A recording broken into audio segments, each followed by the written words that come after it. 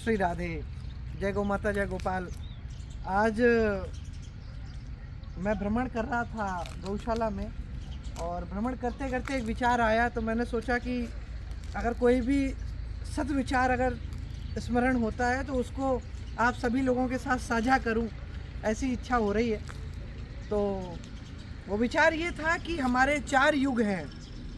पहला सतयुग, उसके बाद में त्रेता, उसके बाद में द्वापर, और द्वापर के बाद में अभी कलयुग, जो हम लोग अभी जिस युग में जी रहे हैं। फिर मैंने विशेषता, जब इस पर मैंने थोड़ा सा और रिसर्च किया, या जब मैंने और इसका अध्ययन किया, तो मुझे पता चला कि इन 4 युगों में विशेष विशेष राक्षस भी रहे हैं।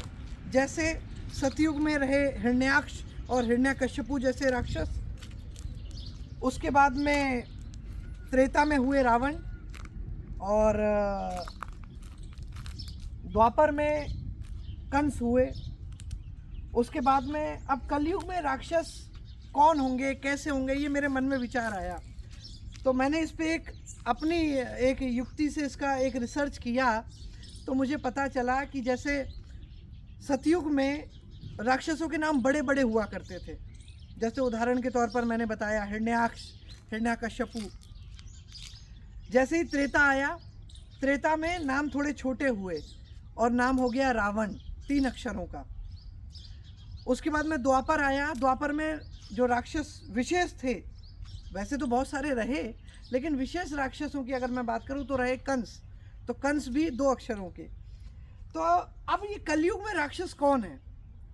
तो मित्रों, मेरे मन में विचार आया कि कलयुग में राक्षस जो होगा उसका भी एक ही नाम होगा, एक ही अक्षर का नाम होगा, और वो अक्षर है मैं।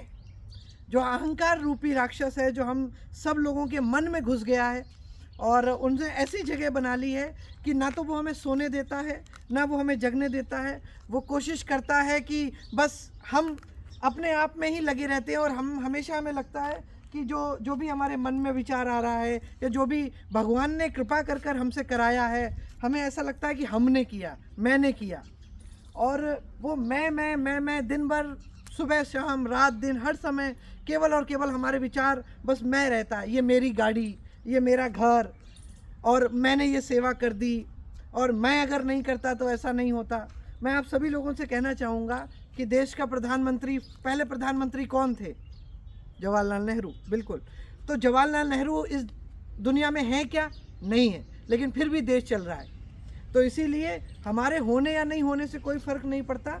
फ़र्क ये पड़ता है कि जब हम हैं तो हम क्या कर रहे हैं। तो मेरा आप सभी लोगों से निवेदन है कि इस मैं को छोड़ें, अहंकार रूपी राक्षसों का मारें और उनका वध करें, और शालीनता से सेवा में उतरें, सेवा में साथ में रहें। और साथ ही साथ जब आप सेवा करेंगे, भगवान में आपकी रुचि बढ़ेगी, ईश्वर की कृपा आपको प्राप्त होगी। क्योंकि आजकल कलयुग का ऐसा प्रभाव है, हम भगवान की कृपा की अनुभूति नहीं कर पाते हैं। हम लोग ऐसे हो जाते हैं, हमें लगता है कि भगवान होते ही नहीं। बहुत सारे लोग ऐसे मुझे मिलते हैं जो मुझसे कहते हैं कि भगवान नहीं होता।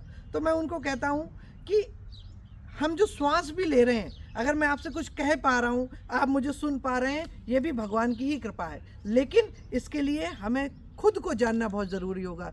इसीलिए सभी मित्रों से मेरा कहना है कि इस मैं, जो अहंकार रूपी राक्षस है हमारे अंदर, जिसने वास कर लिया है, इस अहंकार रूपी राक्षस को ख़त्म करें और सेवा से जुड़ें। और हाँ, एक चीज़ कि कई बार हम लोग इस तरीके की बात भी करते हैं कि हमारे यहाँ पर कोई दोष हो गया है, हमारा किसी चीज़ में मन नहीं लगता है। तो मैं आपसे कहूँगा कि श्री राधा नाम संकीर्तन कीजिए, और राधा नाम संकीर्तन करेंगे तो निश्चित ही मेरी ठाकुरानी, मेरी प्रियाजू इतनी कृपालु हैं कि वो बस तैयार हैं कि आप जैसे ही उनको पुकारेंगे, वो आपके सभी मनोरथ सिद्ध करेंगी, और निरंतर आपके ऊपर सेवा का भाव बनाए रहेंगी, आशीर्वाद बनाए रखेंगी।